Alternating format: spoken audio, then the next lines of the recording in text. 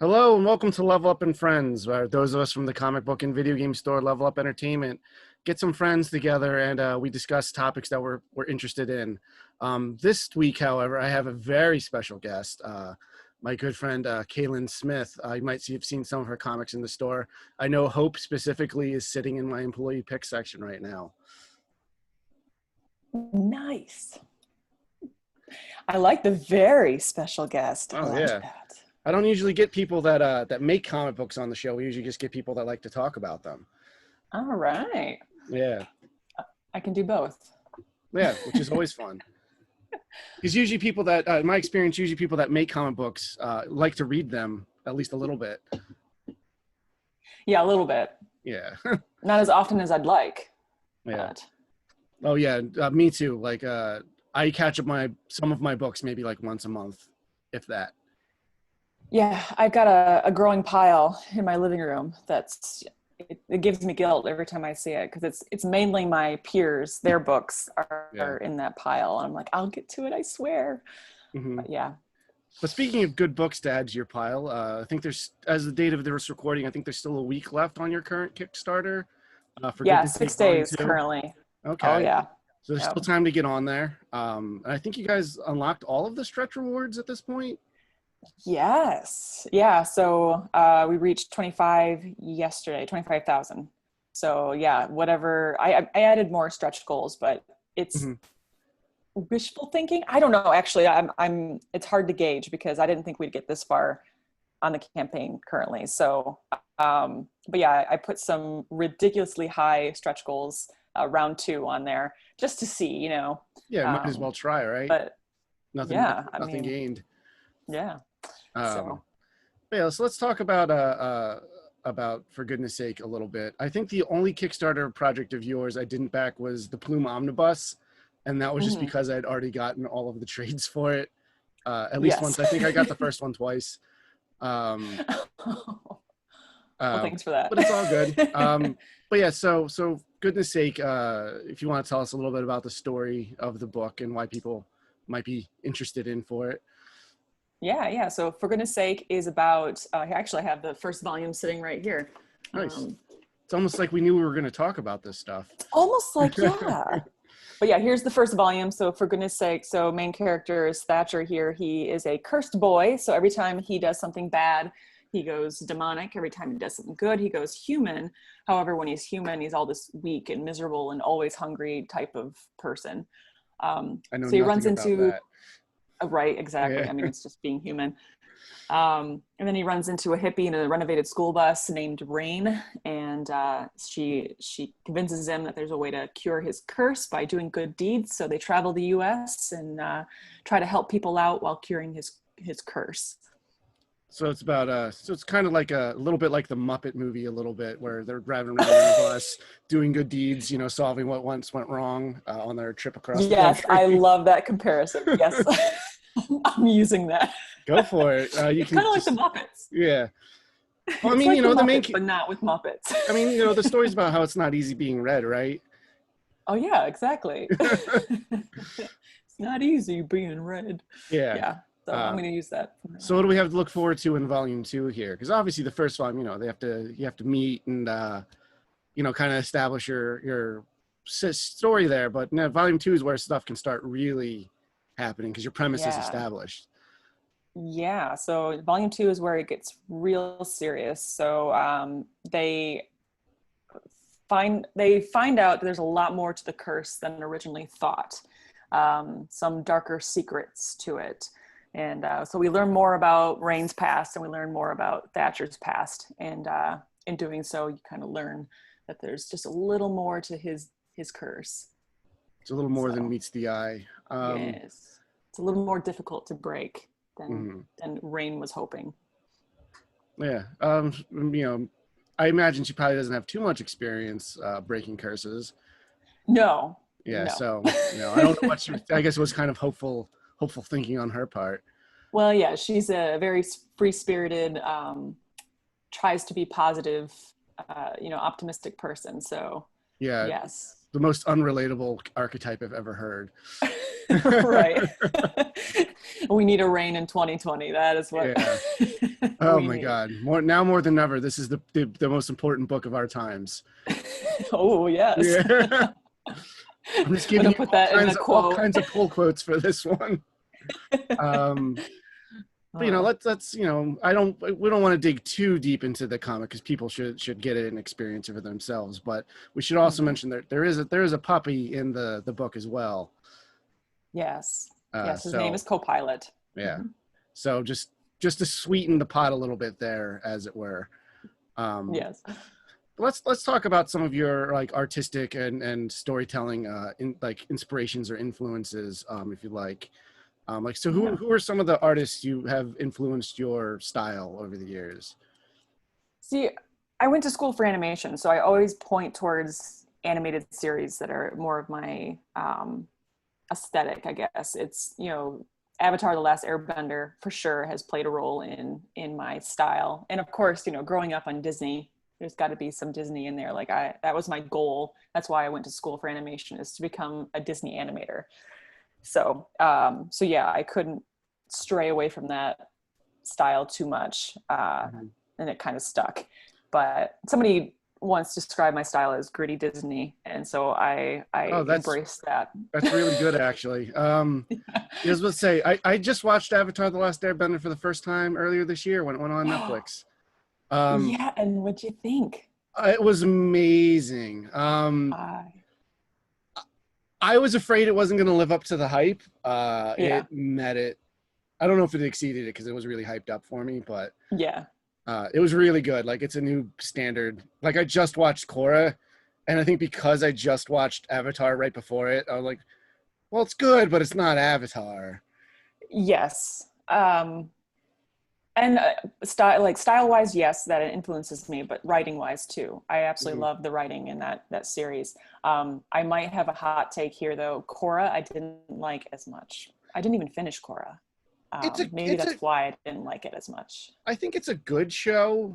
There's some It I holes. definitely There's some plot holes in there that I I just know can't it get had a over. lot of behind the scenes issues, Yes. and that definitely kind of comes through in the show in like certain Hmm. seasons.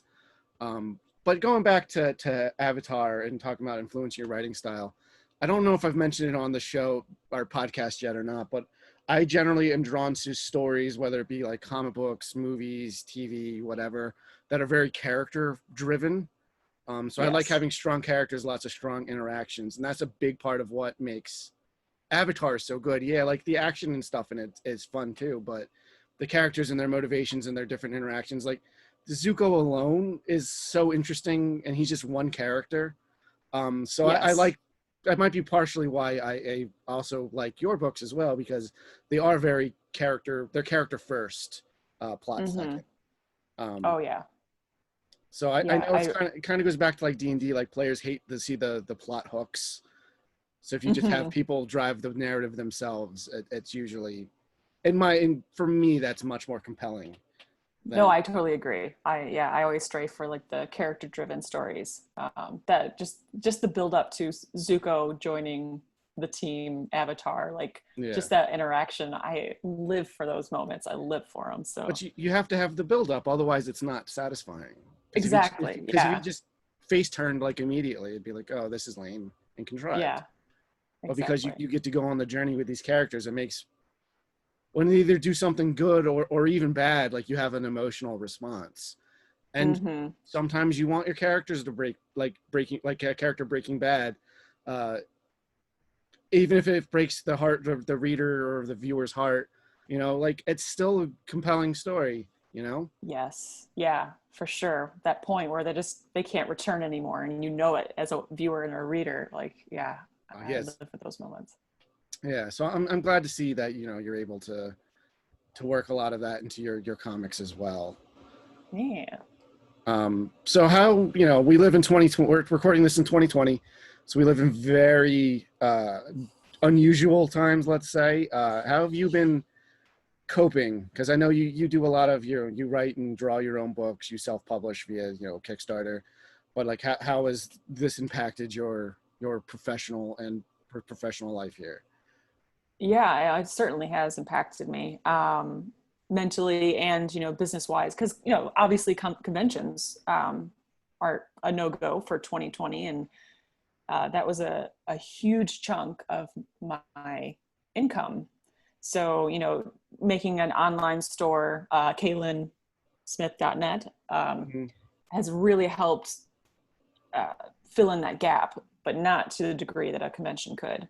So that's been the difficult part of just adapting to that. However, the silver lining is that I'm home and I can get cranking on, for goodness sake, like for sure I've released For Goodness Sake Volume 2 a lot quicker than I would have if I was traveling for conventions and stuff. And just the fact, I'm sorry? Oh, say no, continue, yeah. Well, just the fact that, us all being stuck inside at home has not only, allowed me the time to work on these projects, but to some degree slow down.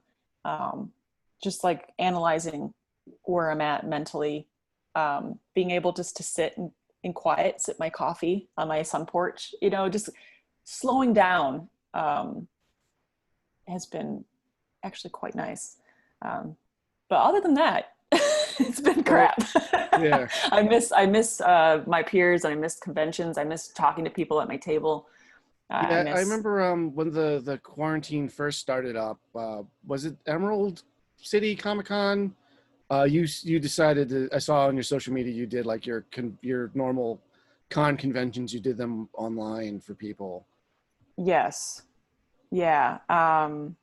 Thank God we had C2E2 in March and then everything got shut down. Emerald City was the first one to go. I mean, the online ones are great. And I am so grateful for those who are putting these together and trying to help artists and creative people. However, it just doesn't, it doesn't match the numbers that it was. Oh yeah, in person. It's definitely different because going to a convention is a whole different. It's an experience in and of itself. Oh yeah. And when you go online, you're more focused on like the people you might know. So someone may not be familiar with your work at a convention, walk by your booth, see that it's awesome, and they might come up and talk to you. Whereas online, you're just a name in a list. For sure, yeah. Yes, our big convention, we do Free Comic Book Day. We make that into a convention at our store, and we obviously had to cancel that. So we tried to transition it online. Fortunately, you had a Hope number 1 rather was a free comic book last year, and you guys were able to give us the PDF. So we were able to distribute that for our Free Comic Book Day event. We tried to turn online, which super grateful for, because you guys didn't have to, you and Dirk Manning didn't have to do that. But I really appreciate, the only way we can get through tough times is by helping one another, and anything I can do to help promote, not just great artists, but like to let people know a little bit, like we've known each other since like 2004, 2005, something like that. It's like been a while. High school. Well, we're not high school. We're both in college. So, yeah. Which is, so, and I just happened to see you online. I liked your art and I just started talking to you, and then we've more or less sort of stayed in touch since, which has been very fun to see you grow. And I remember when I first started seeing your books pop up in Diamond, I was like, oh my God. I know her. So I was very excited to start promoting them in the store. Oh, thank you. Thanks so much. Yeah, I would say I definitely would have invited you out to some of our events if the drive wasn't going to be so intense. We live many states away from each other. I mean, I travel all over the U.S. for shows. So hey, let me know when this all ends. we did hang out in Baltimore for a minute a couple years ago, which was fun. Was it 4 years? 3 years ago? We just recorded our store just turned 13 years old this month. Wow. So last night I got a bunch of current and former employees together for an episode of this podcast. It's going up tomorrow as of this recording. It's actually uploading right now, but it takes 1,000 years because we went on for over 2 hours. But we were swapping stories, and we talked a little bit about some of our stuff from that Baltimore. Because we were there for the Diamond Retailer Summit, but and you were there for that too, because you were working at Devil's Due at the time.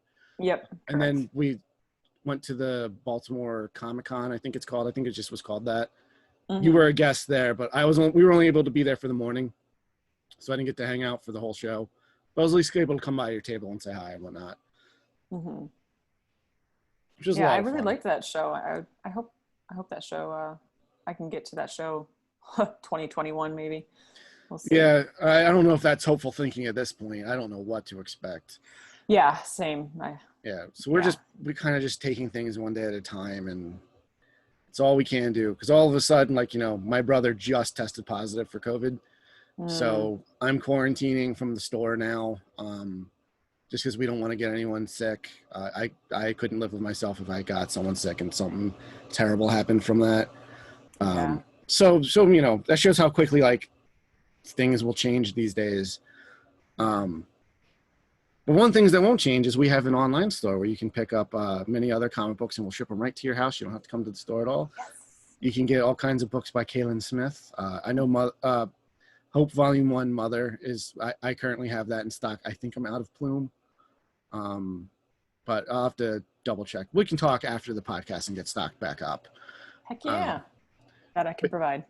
but yeah, so if you, and I know one of the tiers on For Goodness Sake Volume 2, you can also get Volume 1 as well. So if you haven't caught up, now is a good time.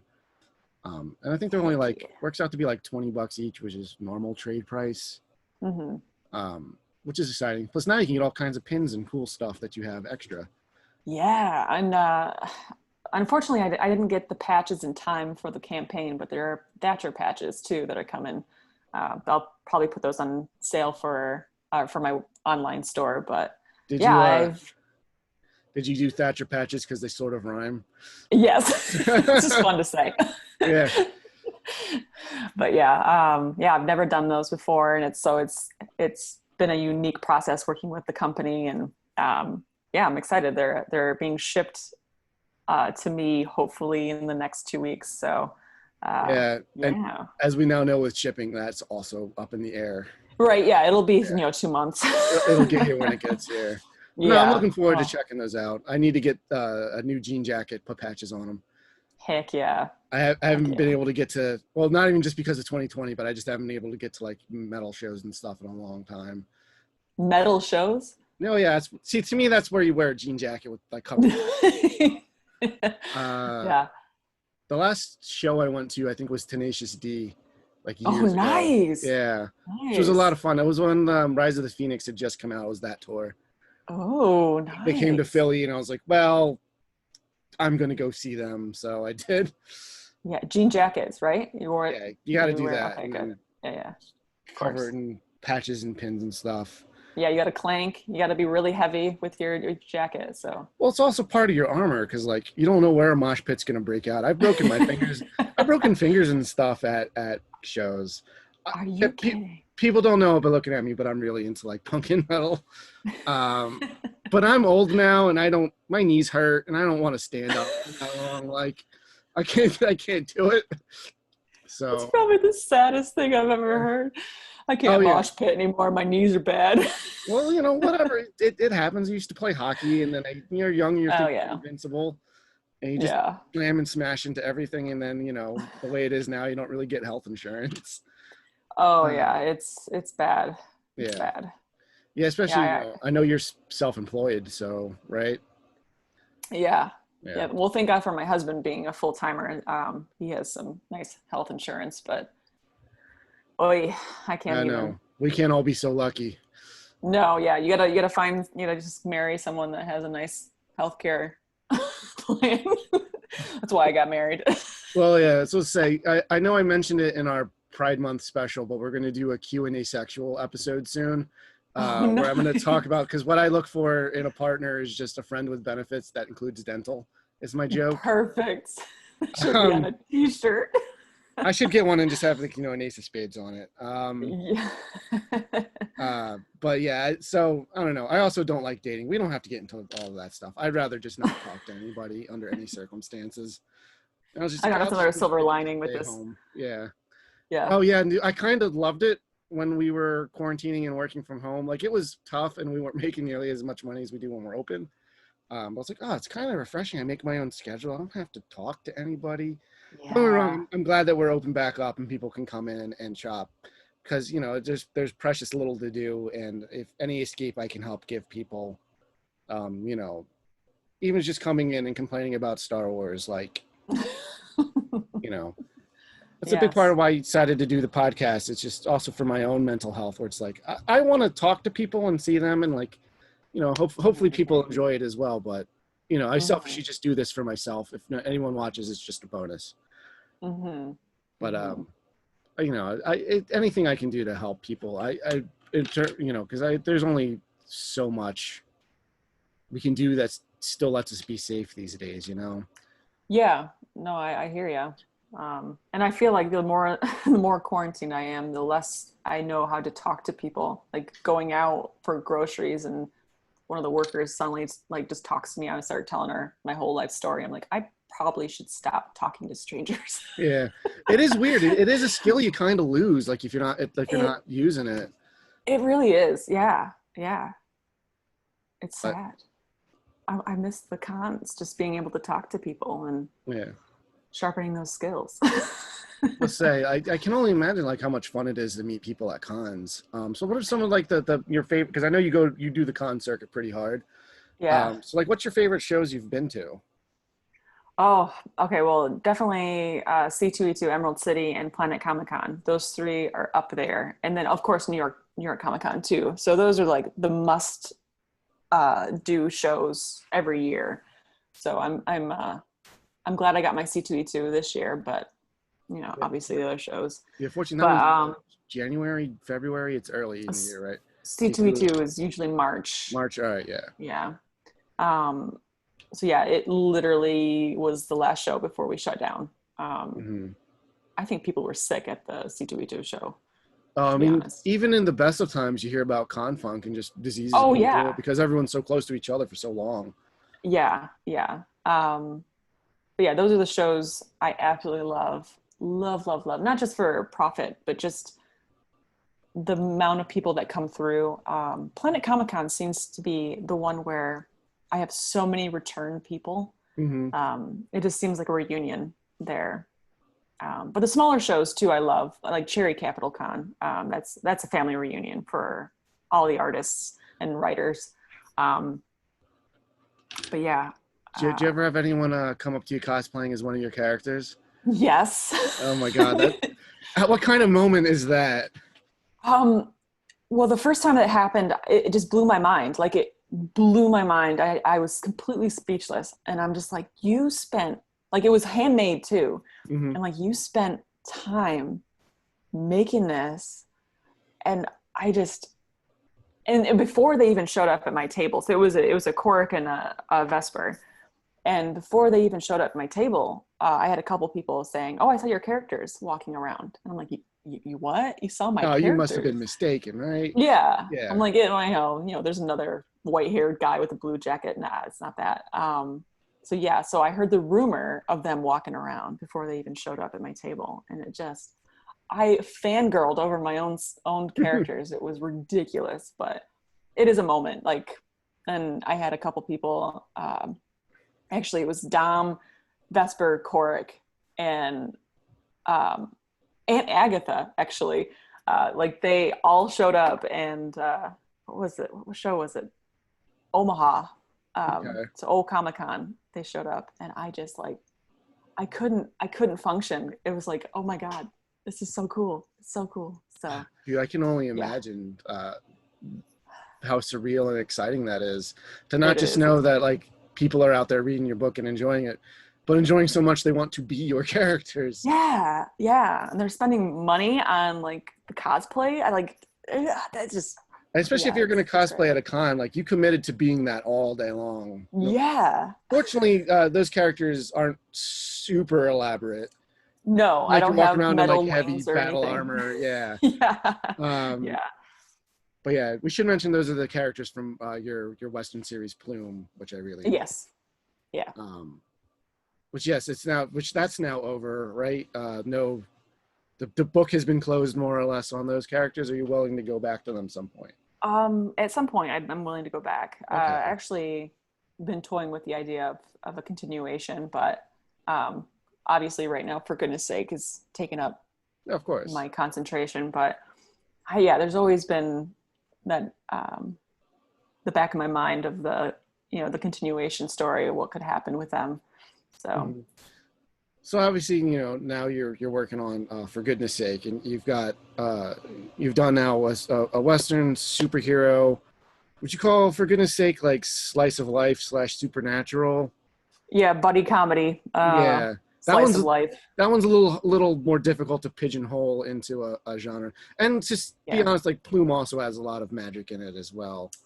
Yes, yes. Um, Fantasy Western, I guess, is yeah, how that's you, probably more yeah. more accurate to say. It's just Mm-hmm. the aesthetic is more Western, so that's where my brain goes when I think about it. Mm-hmm. But is there any like genre or kind of story you haven't told yet that you would like to tell, or am I potentially spoiling something and letting it out of the bag before it's ready to be announced? Um, there's been a story that's been like I've tried to write it as a novel. I have tried to, well, not tried, but I've been toying with the idea of making it into a graphic novel. So a sci-fi time traveling pirate. So they're in a pirate ship that time travels. So it would be a sci-fi story. So I've been toying with that idea, but it's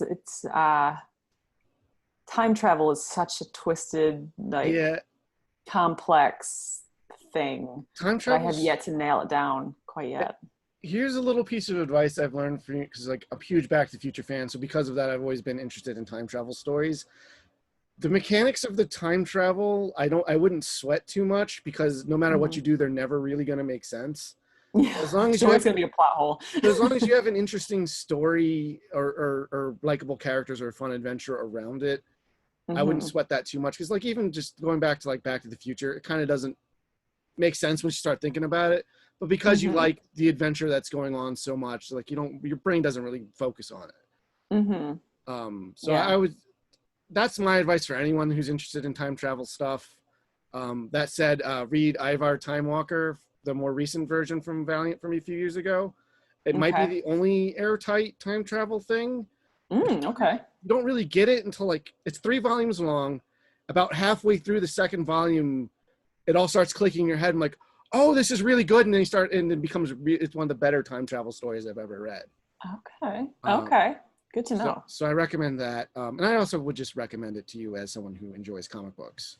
Mm-hmm. You Mm-hmm. don't Yeah. I need mean, to read the other Valiant stuff, but Fred Van Lent, who wrote that, also wrote Archer and Armstrong, which is a related book, which is also one of the top books I recommend from the last 20 years. nice. Okay.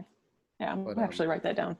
Um, yeah, I think hearing that has been helpful because hold on, I can't write and talk at the same time. no, I understand. I can barely talk and continue talking at the same time. Yeah, so I think hearing that makes me feel a little better because I the reason why I've been sitting on the story for so long is trying to make it airtight and always like running into some kind of paradox. Oh yeah, the worst time travel stories in my experience are the ones where they focus way too much on the mechanics of it, because then Mhm. everything that makes a compelling story kind of falls to the wayside. But like you don't need my take my word for it. Just look for Doctor Who. It doesn't make any sense. But how long it's been on for over I 50 know. years? Like it doesn't. It's a worldwide phenomenon. You know, Yeah. just wave it off with wibbly wobbly timey wimey stuff, and you're good to go. Yeah, yeah, definitely. Doctor Who has inspired that story for me. Yeah, Yeah, main character is very much like the 10th Doctor, but everyone yeah, goes to the 10th eventually I'll get Doctor. to it. I'm You more of what? I'm more of a Matt Smith guy than David Tennant. Yeah, Yeah, yeah. Matt Smith is definitely a second, favorite for me. But I'm a huge David Tennant fan. Like, yeah. just love anything he does. So Speaking of David Tennant and Disney cartoons, have you been watching the new DuckTales? no, and I was just talking to someone about that. Like It's so good. because it has Danny Pudi, it has Yeah. Community, it It's got has Jim oh Rash. I Yeah. It's got Ben what's Schwartz, John Ralphio. yes, John Ralphio. Okay, Yeah. yes, Oh, we it's like actually all my worlds the last colliding. episode that got posted from this, we were gushing about that show for like 2 hours. Oh, really? Yeah, Okay, because I've heard it's I really wanted an good. excuse to talk about it, but like I'm also a big fan of the old Carl Barks comics and stuff, and they pull so much from like Donald Duck and Uncle Scrooge history, Oh, but like they that's awesome. reinvent a lot of characters and like I think very successfully. So our premise in that episode is like, hey, is this possibly the best reboot of something? And I think we settled on it's like top tier. I don't know if we decided it's number one, because there has been good reboots of things. I know they have a reputation of just being crappy. But if done right, and you can tell by the people who make it like really care about the things that they're doing, it comes through the book. But I find, or not the book, oh my God, the show, because we're talking about comics. This is what I mean. I can't talk and continue to talk at the same time. But yeah, and I think in any piece of work, it doesn't even have to be an established property, but like I'm sure any of your projects you've worked on over the years, when you are as a creator are passionate about the story you're telling, it always comes through. And I know that we're generally our biggest critics. So even if you feel like, maybe I could have done this or that better, people will respond to it enough to dress up like your characters and come talk to you. Yes. So I guess that's our moral of this episode is be passionate about what you're doing. Yes. When we do like Kickstarter campaigns or panels to like talk to people on how to have a successful Kickstarter campaign, that's number one thing, is to be passionate about your project, because you can't fake that. You can't fake passion. So yeah, and people don't want to give money to someone that's not invested. Yeah, not just financially. Yeah. But so yeah, speaking of your Kickstarters, how many have you had now? It seems like there's one every 2 months. I think I'm on my 10th one. Okay. I think they've all been successful too, right? Yeah. Knock on wood. I haven't had an unsuccessful one yet, but there's always a yet. Yeah, now I just jinxed you. It is 2020. Yeah, tomorrow my campaign just goes down. Like everyone cancels. But it's not even like you're just successful and you get the money you asked for. I know you always end up having to do like 1,000 stretch goals. Yeah, I mean, it's always treated me well. I think just because I'm a nutter in the videos, like. I mean, that helps. I don't know. It does, yeah. But I don't know. I mean, I'm extremely passionate about my stories and my characters. So yeah, I guess that's why. The nice thing about Kickstarter is once you find someone you like I mentioned beforehand, I donate to all your Kickstarters because not just because you're my friend, but I genuinely like the books. Because once people find like creators that they like and they make stories that they like and you get to know each other, you get to know the creator a little bit, you generally become pretty loyal and will stick around and even tell other people about it. I mean, I've got you on a podcast right now because of that. Yeah. Yeah. I'll gush and gush about my readership. Like, they are the most loyal and wonderful people you'll ever meet. And just reading through before plumecomic.com went down, I had, comments from years and years ago of just like people just commenting on each page and reading through those. And like, even when there's a disagreement, they're like the most respectful and nice to each other. There's not a toxic one in there. They're just a good group of people, and I'm so grateful to them. Well, it makes me really happy to hear there's people that can disagree and still get along. Yeah. That seems to be a forgotten art. It is. Yeah. And I know I can be bad at that too, because I'm passionate about my beliefs as well. But we won't get into politics. Yeah, it depends on the beliefs. Yeah. There's some things that I can't overlook. Yeah. But it's nice to know that people respond to you as a human and continue to be humans themselves. Yeah. They're just intelligent and helpful people. Like, recently I've had some computer problems, which I'm like praying right now that my computer is not going to start flickering. It's doing okay for like the last 2 days, but I've been having computer problems, and I just did an offhand tweet about it, and people are reaching out and helping me try to get my computer up and running again. So it's just like, they're extremely helpful and wonderful, and I just grateful. I saw that. I wish I was able to help you, but I barely understand how to turn on a computer. Well, yeah, I think that's my issue, is why this computer's going. But so far so good. Who knows? It might turn out when I get this recording, it's all garbled and whatever. Yeah. Yeah. Regardless, it would have been fun to talk to you and see you. I guess that's one of the Yeah. nice things about forcing us to have been stuck at home is I was able to discover how to use webcams and Zooms and things.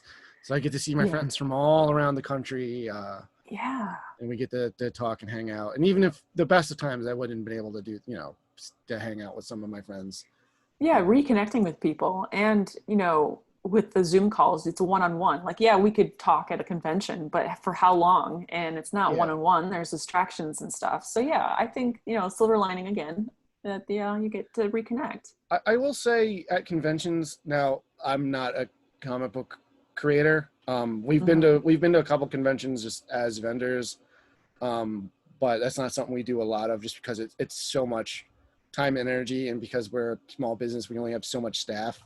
Mm-hmm. Um, but I know I always feel really guilty talking to creators at their table because I always feel like I'm blocking potentially someone else from interacting with them, and that might be like money out of their pocket. So I usually kind of say hi or whatever, get my book signed, Honestly, pick something up, and move on.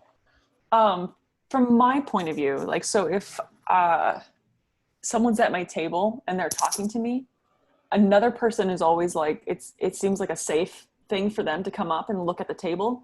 Mm-hmm.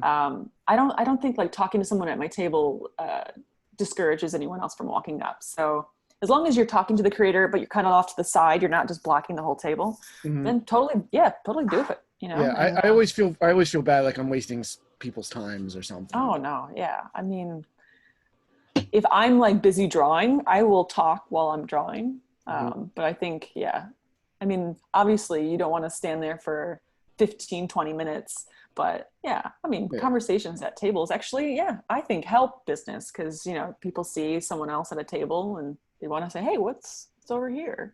I mean, they see So, like, oh, this person's not like a crazy jerk, and you can talk to them. yes. Yeah. I'm Because not I'm throwing anything at you. not gonna name names, but I've had that experience at conventions. Really? Although in my experience, almost every single comic book writer and artist are really excited to talk to you about not just their projects, but just comics in general. And that's the Mm-hmm. only time I ever really get starstruck is meeting like George Perez or someone like that. Mm-hmm. And I've met like a ton of celebrities now. I'm not gonna name drop people, but like I generally don't get starstruck, but except for comic book people. Like I met Kevin Eastman at Baltimore, and I like at the because IDW brought him to the retailer thing, and I know he's gonna be there, and I'm a huge Ninja Turtles guy. So Mm-hmm. I kind of waited in line and told him, I was like, hey, I mean this in the best way possible, but you kind of ruined my life because it set me on this path that I've been on since I was a kid. Where I got And he's really like, into you're comic books and stuff. welcome. Yeah, no, it was a great experience. But That's great. and by generally meeting comic book creators, they're usually really excited to talk to you about comic books Mm-hmm. or Mm-hmm. Yeah. whatever the case may be. As we put on a few conventions, and I've gotten to know quite a few local-esque comic creators because we get people from like New York and Philly and all surrounding states, not just New Jersey. And they're usually, when you get a chance to talk to them, they're usually really excited to talk to you about, because you don't make comics just passively, you make them because you want to. Mm-hmm. I mean, you may not love every project you do if you do like work for hire stuff, but you generally have a passion for the industry to get involved in it. You're definitely not doing it for the money, right? Yeah. I was gonna say, I hope you're not. Yeah, I didn't mean to Yeah. throw your profession under the bus, but I do know I do know a lot of artists, and I know that the struggling artist thing is not a myth. Mm-hmm. But once you start finding, the best thing about doing this stuff now, though, is it's really easy for you to kind of build your audience, and you can keep in touch with them, and they can keep following you to different projects. Whereas Mm-hmm. before, like when I was a kid, I didn't even know anyone that wrote or drew comics, because I didn't pay attention to any of the names in it. You know what I mean? Like Yeah. it's really easy to put a face to the comic book now, and I think Mm-hmm. that's really exciting for good and bad. If you do something people don't like, it's really easy for them to go on Twitter and let you know. Yeah, that's what I was gonna say. Yeah, I mean, separation of the artist and the art nowadays is so difficult. You know, you definitely want to. For me personally, I like, obviously I like David Tennant. If I like a show, but the actor is complete, I don't know, jerk. Jerk, I yeah. don't know if I could swear. I would try to discourage it, but okay, all right. yeah, I'm glad I stopped myself. yeah. But if I learn that they're a complete jerk in real life, then it destroys it for me. Sometimes it does. I think it depends on the project. With actors, it's harder for me to separate it because you see them there. Like, I can Yes. never rewatch The Cosby Show ever again. Yes. Um, Yeah. but certain, like, I still enjoy the Harry Potter books despite all the things J.K. Rowling says, you know? Yeah, that was going to be my example of But separating. it does kind of, like, going back and rereading it does kind of color the text a little bit, doesn't it? Well, I think someone put it perfectly, is that J.K. Rowling created this world of Harry Potter and it went off and became something different. It's much bigger than J.K. Rowling now. Yeah. It's a world. It's literally a world in Disney World or Yeah. It's at Universal. Epcot, Universal. Yes. Yes. So My friend Harry would freak out if you got that wrong. So I know. if I let that stand. He's a big Universal Studios guy. I heard the distant gasp. But yes, it's a much bigger than she is. So yeah, that separation can be made. Well, However, I think once you kind of put something out there, it's not necessarily yours anymore. right, it's up to interpretation. It's Yeah. The readers or the viewers. Because it's like one of the things that drives me wild about Star Wars is you put those movies out there and then George Lucas keeps saying, no, they're wrong and won't let us have the versions we had. It's like at a certain point, like, yeah, legally it belongs to the author, but like once it gets out into the like the main culture, it's like where ownership kind of shifts hands a little bit. Or it's also now all of our movie or book or comic or whatever it may be. Yeah, it's like having children. You have a child, you set it out into the world, and then it grows up to be whoever it wants to be. Like that's creating a project. So yeah. Wow. That was real deep. Yeah, because I know people usually refer to their scripts and stuff as their baby. Taking it to that next logical conclusion. That'll be the only kids I have, and fur babies. But oh no, that's fine. My dog's sleeping in the other room, so. I have a cat here who is very vocal, and she just came into the room, so hopefully she doesn't. I did clock him walking around on the webcam. Nothing wrong with that. I love cats too. All of the early episodes of the podcast are only recorded at the times my dog never barks until she knows I'm doing the podcast, and then she goes crazy. Yeah. Oh yeah, same with my guy. He is not a barker, but he will bark and bark and bark as soon as I'm on the phone or on a podcast. Yeah. Oh, it's like they know. They know. Oh, they know. Yeah. Yeah. But at least they're cute. Yeah, I guess so. When they want to be. I guess they're like kids in that regard as well. Yeah, exactly. Yeah, I was always a dog person. Always a dog person. And then my husband insisted on getting cats. And now I'm like, I love cats. Yeah. And I don't know who I am anymore. Oh, you're turning into one of those cat people? I think I'm an animal person. I think just purely just animal. But yeah, it's like I want to take pictures of the cats constantly. And I'm fighting, my Instagram is going to be a cat Instagram here soon because every day I want to post a new picture. But I'm like, no, do art. Well, so if you want to post a picture of a cat, you got to draw something to go along with it. So exactly. That way you keep on track. That might be a good way to like make sure you make your deadlines and stuff. It's like, I got to finish these pages. I lost my motivation today. I was like, but I want to post these pictures of this cat. All right, let me get this done. Yep. It's my reward.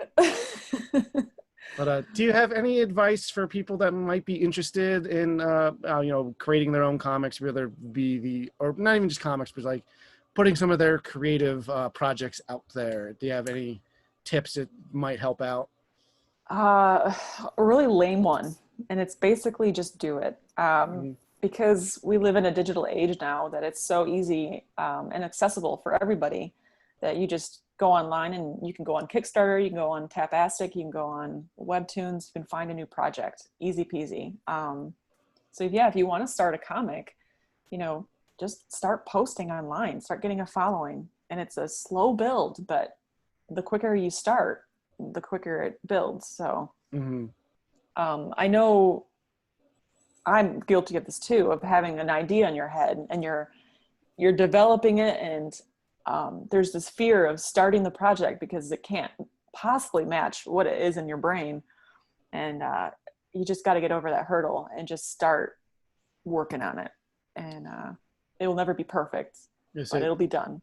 like I alluded earlier, every creative endeavor I've ever known anyone to take under, no matter how good it actually is, it's never as good as you think it's going to be. And I don't mean that to be discouraging. I just mean it to be like, hey, you don't know what people are going to like until you put it out there.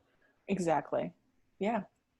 And if this becomes something that if it's something you're passionate about, like I said, it'll come through the book or the project, regardless of if it, it was like, oh, I couldn't get the art exactly the way I wanted, or I didn't have time to do certain things. Like if the passion is there, it will come through and people will find and respond to it. Exactly. Yeah. Yeah. And, just accept the fact that it's not everyone's cup of tea.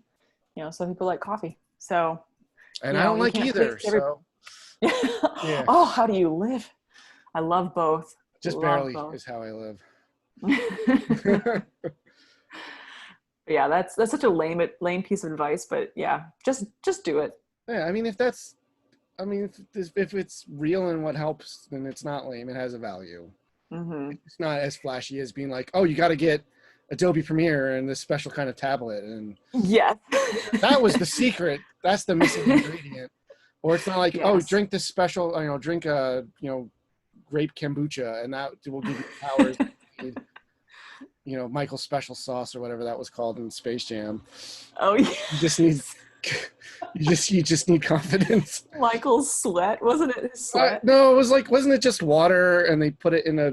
Well, yeah, I guess, yeah. I watched that movie. Oh, I literally bought it on DVD, like I think last year, and it's still in its plastic on my, but I saw it in like a dollar bin. I was like, oh, it's mine. Why not? That GeoCities website is still up. Really? Space Jam, yeah. Wow. You can go to it right now. Yeah. Really weird. I just checked out the Blair Witch website. Do you remember that one? For that the first original came Blair out? Witch? Yes, and they were like playing it up as a documentary. Yeah, they were so trying to make you think it was real. Yeah. Yeah, it's still up there too. Yeah. Is it? I just checked that out. Yeah. Well, I mean, that's a part of the movie's experience. Because that's not... You can't really judge that movie as a movie. Yeah. Like, it's a part of, like, it's just... That movie's weird. I have a weird relationship with the Blair Witch Project. This might be controversial, but I think it's my favorite horror film. I think it's a thriller. I think it's a great idea, and I think it's as executed as well as you can. I just don't find it very compelling. I find the story behind it way more interesting than the actual movie. That's precisely it for me. Yeah. I think the marketing campaign around it and the path that it paved for other movies of its type to come out, I think it's just... Yeah. As a failed filmmaker myself, I love the idea of how they shot it, but they didn't really tell the actors what to do, and then the director would just mess with them as they're actually camping. Yeah, I love that. I think that stuff's really neat, but I find the characters unlikable, and like I'm just not super interested in what's happening. Oh yeah, we don't need 2 minutes of fighting over a map. Yeah, but you know what I mean. Yeah. Like the part of me that like enjoys like stories and characters and stuff isn't really compelled in it. But I love the behind the scenes stuff of it more. Yeah, I'm a behind the scenes whore for all that. Like I just love it. Like I need to know more and more about everything. Yeah. Well, that's a big part of why I think. Well, all right, I was also the perfect age when Jurassic Park came out, but I was also old enough to know how movies were made and being really excited about like the giant animatronic T-Rex and stuff, but still young enough to be like blown away by everything. Because like now we go to see Avengers and it's like 5 million visual effects every 2 seconds. Like, it just kind of washes over you. But like there's like I actually recently watched that movie specifically because it was on Netflix, and like dinosaurs don't show up until an hour into it, but you don't think about it because the characters and stuff are so likable. Exactly. They show you a little bit in the beginning and it's enough to get you through. Like, because the T-Rex doesn't show up till over an hour into a 2-hour movie. that introduction though to that T-Rex, like, oof, it's so One of good. the best. I'm gonna go plant my flag on this. I think it's the best monster movie seen in cinematic history. Oh yeah, for Uh, sure. That car scene where they're, with the glass and the T-Rex is well, coming down on them because too. again, I Ooh, know because we know the behind the scenes. It wasn't supposed to break through the glass. exactly. That's why it comes down in like a weird sheet. But like the And kids it's are scared pure terror. because that's a real giant T-Rex coming at them. And And then it would start shaking when it yeah, it gets starts too much it's water. wet. Yeah. Oh my God. What was it? Every 10 minutes they had to dry it off. Yeah, they dry it And so off with like towels and that stuff. behind the scenes of them just slapping the Slapping it with the T-Rex. towels. Oh, it's crazy. It's like a diva on the set, like because they have to give it so much time and Oh my God. but Yeah, it's that just so it good. jerking is so terrifying. Like Yeah, I love that movie. I because love this that thing movie. is huge and scary and like powerful, and it shows that it's like the movie itself. Like they don't really have control over it, and it could do a lot of Yeah. damage. Yeah. And there's Um, two things that happen in that scene that you don't care about. One, there's a light stand that you see in the background. And two, when the car is pushed over the ledge, suddenly there's a cliff, and there yeah, wasn't a cliff before that. I've read people figuring out how to make that happen, but I'm like, I kind of don't care. Yeah. Well, Uh, Spielberg was like, "You believe what I want you to well, believe." Like Spielberg's he one of came those forward. He's guys. like, Spielberg's one of those guys who doesn't really care about like continuity gaffes. "Yeah, Like in that movie alone, when the raptor is born, when attaching this, the mechanical arm grabs it. So an overhead shot, it's like just coming out with the head, and it's got the mechanical mhm. arm. Then it cuts to the reverse side of John Hammond, and the arm's just not there, and the raptor's out. But people don't even notice because it's like, oh my God, that's a dinosaur being born. yeah, And then it cuts back, exactly." and the arm's there again. And then Yeah. it cuts away, and then it takes the shell away from it. But like Yep. I watched that movie like 40 times in theaters. Like I knew where all the real cuts are, and I didn't notice Hmm. that until like I was an adult. Yeah, yeah. I love stuff like that, like the cinema sins on Um, YouTube or something I'm like not a that. What big is fan it? of CinemaSins in general, but like it's fun noticing like gaffes and stuff like that. Speaking Oh of yeah. parking, um, but yeah, oh God, but that's a good example of like when you have good characters and you're passionate about what you're doing, you can make mistakes and it won't matter to people. None of that stuff Exactly. ruins that movie. It just Hmm. makes it discussions on it like 30 years later all the more interesting. I watched that movie last year. I think I'm gonna have to watch it again. I'm like in the mood for it now. It's so good. I saw they put them on Netflix, and I ended up just watching all three of them, the Oh Jurassic yeah, Park movies. I might have to do that today while It's I'm funny. drawing. We were talking about Jurassic Park at the store before the quarantine happened, because Mhm. I have a controversial opinion where I kind of want a reboot of it as like a HBO like miniseries or something, because the books are so different and they're like a Oh yeah. horror book. There's different ways you could tell that story. Plus, like Hmm. as a paleontological nerd, like I want updated feathery dinosaurs. Yes. Um, but uh, in just talking about that, I was off the next day and I read both novels. Um, Yeah. so I tore through them. I'm like, oh, just one of my favorite things ever. Yeah. Talking about maybe My doing a husband. Jurassic Park episode. Maybe I'll ask you to come back for that. Heck yeah. Yeah, Yeah, my husband's reading through the novels again, and so they're out on my table. I'm like, I'm gonna start reading it, but I don't want to mess his bookmark up. yeah. But I would say they yeah. are pretty light reads. I've read them multiple times. My big problem with the first book, I actually like the second one more, which is I Hmm. know that was like the slap job one, but I liked it more. I think a big part of that reason is in the first book, Ian Malcolm is very clearly Michael Crichton's like stand-in, so he just has endless monologues about like the folly of Yeah. man. So like I kind of skip them on rereads because I'm like, oh my God, I get it. Like all of his best Yeah. lines are in the movie, and it works perfect. Yeah, they definitely condensed him down. Yeah, Um, the whole chapter of like all the mathematical scientific uh there is a like when lot they're of trying to mathematical jargon in it that I don't pay yeah. attention to. I just kind of like Yeah, I kind of I like just all kind right. of I kind of accept, and I'm like, all right, Yeah. because I know the whole conceit in each chapter is like the refractal, like showing how it going out of control. I'm like, I don't really understand how that works, but Yeah, I just kind of skipped to the end. Like, okay, so I'm there's like, more oh, now diamond. the T-Rex is swimming at them. Oh my God, Yeah, Yeah, yeah. Get to the gore. yeah. Oh Yeah. yeah, shit. Now I want to watch Jurassic Park again.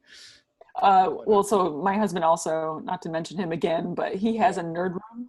So he's got all his collectible Oh yeah, figurine. I don't know what that's like. Right, right. Yeah. But he's now collecting all the Jurassic Park toys. Yes, yeah, So they know they've been doing like a new line. 'Cause I yeah. think they're supposed. I don't think the new movie was supposed to be out this year, but I know it was supposed to film this year. The new Hmm. Jurassic World movie. I didn't really like Fallen Kingdom, but you know, Yeah. it is what it is. I'm sure I'll Yeah. I talk. mean, We'll save that for. We got to do another episode just on Jurassic Park. yes, I'm Uh, I'm game. so when are you doing a dinosaur story for comic books? I know. Well, I guess you're doing a time travel one, and we can just fold it right into that. Oh, that is a really good idea. Maybe they can Yeah. get some kind of dromaeosaurid to join their crew. Like it's got a peg So, leg and it's still got a sickle claw on it. oh my God, that'd be amazing. I have a friend, Sherrod Jackson. He's an artist and he does Darby. I don't know if Hmm. you've ever heard of. So he does a dinosaur comic that's actually like really, really gory, but really funny. Hmm. Um, very. It's not something you'd expect with like a dinosaur story. So I highly recommend Darby from Sherrod Jackson. So, I don't know. Keep a lookout. I feel like I couldn't do justice. That sounds familiar. I probably know it. I'm Mhm. also just really bad with names, so I probably recognize it the second I see it. Yeah, yeah, yeah. Same. Um, so we've had a couple of fun dinosaur books, mostly for kids. Like we've had the scientific ones, which tells you the actual scientific things for dinosaurs. But then we had one where it's like my neighbor is a T-Rex or something, and this girl her girl discovers her neighbor is a T-Rex in New York City, and she's scared of it, and like it turns out he's just like a normal dude, but like everyone else in the city treats him like a normal human. I think it's an allegory for like race relations or something, but Yeah, there's it's cute. It was very cute illustrations. I really enjoyed it. what is it? My boyfriend's a bear or something like Oh yeah, that. my Like boyfriend's a bear. Becca at the store is yeah, a big fan of that, so we have that. yeah. That's what it reminds me of. Every time I see that, I can only think about the joke from the Muppet Show where Fozzie's talking about being a bear looking for love on the internet. And he gets the kind of results he doesn't want, like that are wrong. Not wrong in general, just wrong for him. Um, Yes. which is the See best joke that from that series. that that series makes me so sad because it was so It got good and so good, and they just canceled it. yeah, Yeah. it had so much. It's like what 30 Rock Oh, I love 30 Rock. Yeah, with they're Muppets. putting on they're putting on like a late night show rather than just a variety show, which I think Yeah. is the best way to do like a modern Muppet show because it's kind of vaudevillian like at variety, which we don't do Hmm. anymore. But doing a late night talk show, you still get to have a house band. You can still do skits. You still get your celebrity guests. So it's kind of like the best way to do it in a modern setting. Yeah. I watched the first Yeah. half of the new Muppets Now thing on Disney Plus and wasn't impressed. Oh, I haven't watched that yet, but I only watched the first half, and then I think I had to go do something, and I just haven't felt like going back. oh, But sad. yeah, Yeah. it stinks. But what can you do? Yeah. Yeah. Well, now that we've talked about comic books, Jurassic Park, and the Muppets ad nauseum, But we came back to the Muppets. yeah, You compared it it to the always, Muppets. it always comes back to the Muppets. Oh, and again, talking about Star Wars, the first time I ever saw Star Wars was in Muppet Babies because they'd use clips for stuff. Oh yeah. So it's Oh already yeah. like been like a transformative thing, once it's out there. Yeah. I don't think George Lucas wrote that episode. Where, although I wouldn't be, no, I would be surprised because I remember it being good. Yeah. No. Snap. I'm not making I'm not breaking any new ground saying the prequels weren't all that well written. No, no, no, no. One of the episodes we're talking about doing in the future is specifically to compare to the three trilogies. So I would be the Mhm. OT guy. He just graduated high school last year, but one of our employees at the store loves the prequels because he grew up on them. And I have another friend Mhm. that really likes the Disney era. So I think the three of Oh, us together and kind of talk about like what makes each one work and doesn't for us would be a yeah. fun You should conversation. full out debate with like visuals and everything. Because like I don't think the prequels are very good, but I think they're more entertaining than the new movies. Hmm. And I don't think they tell a story very well, but at least they tell a story rather than just like two directors fighting over these characters. Yeah. Uh, Yeah. yeah, Yeah. That would be interesting conversation to see who wins. well, it's my show, so I'm gonna win. So it's not a big deal. But yeah, so be on the lookout for that. I guess I'm teasing people. I do have the next 2 months planned, just because Nice. for Halloween, I wanted to have a bunch of horror things lined up. Heck yeah. And there was been a couple other topics I wanted to talk about. So I was like, oh, we can do them in September. And because of the holidays, I wanted to plan times off. Because I like Christmas and Thanksgiving. I'm not going to feel like editing an episode, stuff like that. Yeah. But is there anything else you'd like to discuss about, just not just your projects, but anything in general, people might want to know? Well, we covered Muppets and Jurassic Park, so I think what that more do just you wraps need? me up as a person. Yeah. Yeah. Yeah. I mean, they're related. Oh my God. Yeah, what's up? Jurassic Park with Muppets. I was about to say they're kind of related, where they're like, puppets. There's animatronics. Yeah. Puppets. Yeah. Jim Henson and Stan Winston, like their companies have done similar things. Jim Henson did the Ninja Turtles movies, which has someone needs stuff like that. Yeah, I guess that's true. Yeah. Yeah. I know someone needs to take Jurassic Park, just the movie, and then replace it with like a really like stupid looking Muppet. Like every time a dinosaur is on the screen, like a sock puppet. Yeah. I know people. Have you seen the one where they did like what's that terrible musical instrument where they replace when they see the Brachiosaurus and the Jurassic Park theme swells, but it's like this terrible harmonica or something. That one's really, isn't it the little flute you play with your nose? I can't remember what it's called. I want to say it's not called a harmonica, but something similar. Oh, melodica. There it is. Oh man, I think John Patisse is the only person that can make that thing sound any good. It's like a keyboard you play with your mouth. Yeah, it's really weird. It sounds really weird. But I think that'll wrap us up for this episode. Thank you so much for joining me. I really enjoyed hanging out with you. Heck yeah, it's a lot of fun. So, obviously, we'll have you back for the Jurassic Park episode.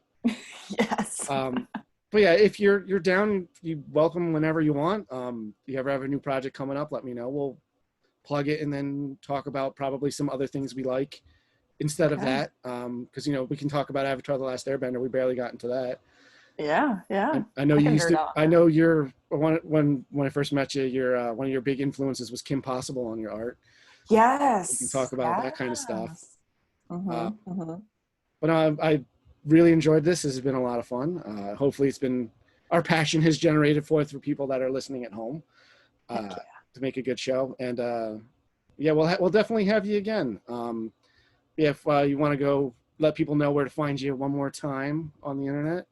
Yeah, KaylynSmith.net, and then Kaylyn Tweets on Twitter, Handmade Crown on Instagram, and Kaylyn Smith Art on Facebook. Okay. And, we're levelupentertainment.com. That's also got our web store and everything. We're on Twitter, Instagram, Facebook, all that jazz. It's just Level Up Entertainment. We were able to get our branding down on lock. The Smith name is hard. I can imagine. I've got several customers that have the same name, and it's very confusing because their last name is Smith. Yeah, we're everywhere. Smithing was a big profession back in the day. Yes.